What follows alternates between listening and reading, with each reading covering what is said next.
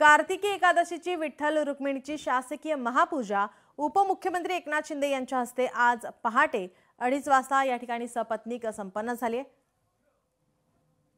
राज्यावर आलेला नैसर्गिक या ठिकाणी संकट लवकर दूर होऊ दे, त्याचप्रमाणे बळीराजा सुखी समाधानी राहू दे असे साकडे विठुरायाच्या चरणी उपमुख्यमंत्री एकनाथ शिंदे यांनी घातलेला आहे। खरं म्हणजे इथं आल्यानंतर एक वेगळी अनुभूती, वेगळं समाधान या ठिकाणी आल्यानंतर मिळतं। कार्तिकी एकादशी निमित्त पांडुरंगाची विठू रखुमाईची पूजा करण्याचा मान संधी मिळाली। मी स्वतःला भाग्यवान समजतो। पांडुरंगाकडे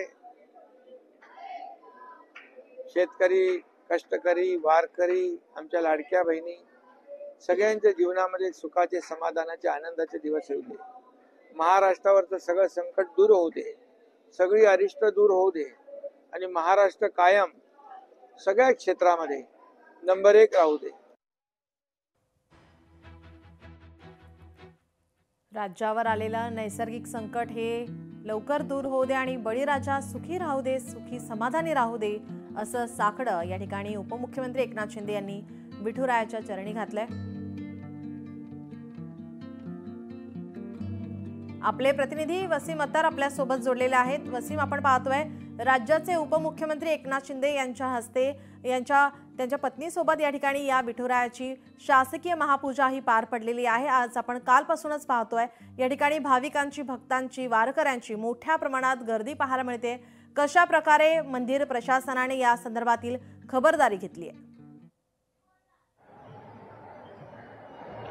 निश्चितच नियम पाहायला गेलं तर कार्तिकी एकादशी जे आहे ते या निमित्ताने लाखो भाविक जे आहे ते पंढरपुरात जे आहे ते दाखल झालेले आहेत आणि दरम्यान जे आहे ते आपण सध्या चंद्रभागेच्या तीरावरती या ठिकाणी आहोत। तर आपण या ठिकाणी पाहू शकतो की लाखो भाविक जे आहेत ते या ठिकाणी आपल्याला चंद्रभागेत स्नान करताना दिसत आहे आणि चंद्रभागेचं स्नान झाल्यानंतर जे आहे ते हे भाविक जे आहे ते विठुरायाच्या दर्शनासाठी जे आहे ते निघाल्याचे आपल्याला या ठिकाणी दिसत आहे।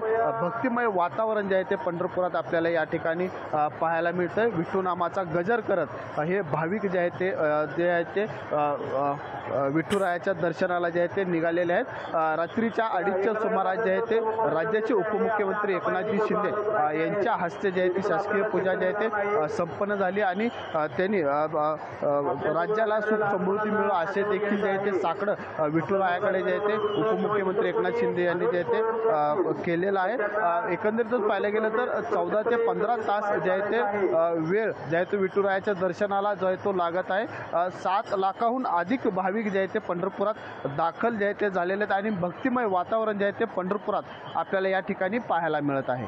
नीलम जी, नक्कीच धन्यवाद वसीम आपण दिलेल्या सविस्तर माहितीसाठी। लोकशाही मराठी ऐका, पहा, जागरूक रहा।